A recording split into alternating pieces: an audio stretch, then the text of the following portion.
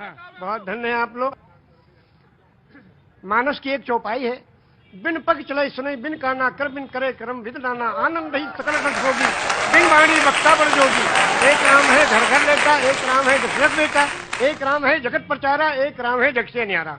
जो जग से न्यारा है उसके कैमरे के नीचे हम लोग खड़े हैं, हम सबके सारे कर्मों को देख रहा है।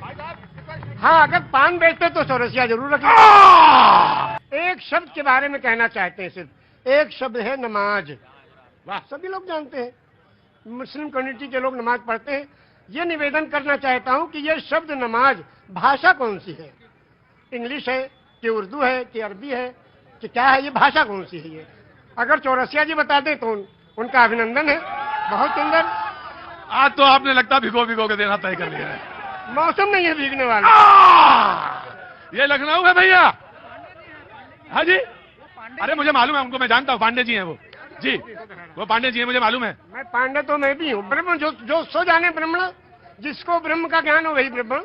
ब्राह्मण को ऊपर से तो आपने कहा जहाँ पे आपने छोड़ी थी बात वो।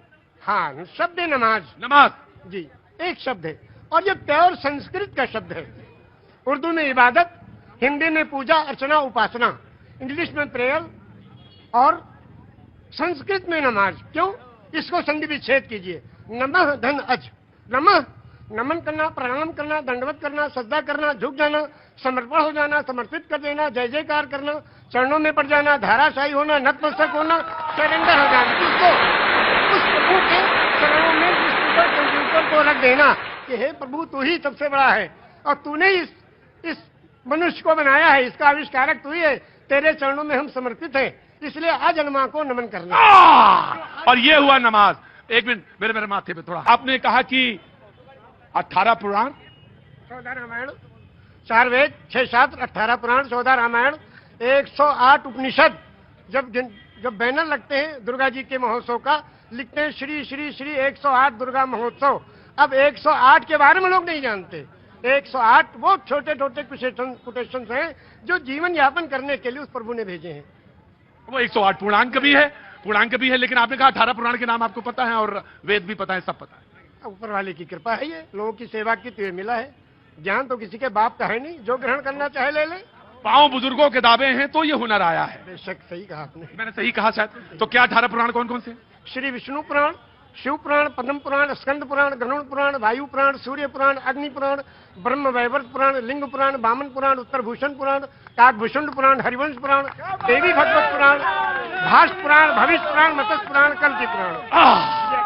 विष्णु पुराण से कल्कि पुराण तक आपने 18 पुराण के नाम, वेद भी। और आप मक्का होया है? हाँ, मक्का भी हुआ है 2 बार। और 3 ब्रह्मद्वितीयो नास्ते, सर्वम ब्रह्म द्वितीयो नास्ते ने ना नास्ते किंचन।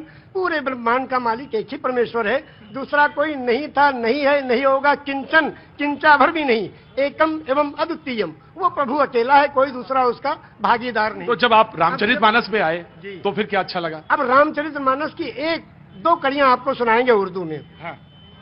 ये लिखा है पंडित ब्रिज नारायण चकबस्त लखनवी ने। जी बिल्कुल, बड़ा नाम है। हाँ। नारायण चकबस्त लखनवी, वो लिखते हैं मर्यादा पुरुषोत्तम श्री रामचंद्र जी की जीवनी में कि रुखसत हुआ वो बाप से लेकर खुदा का नाम। रुखसत हुआ वो बाप से लेकर खुदा का नाम, और राहे वफा की मंजिलें अव्वल हुई तमाम।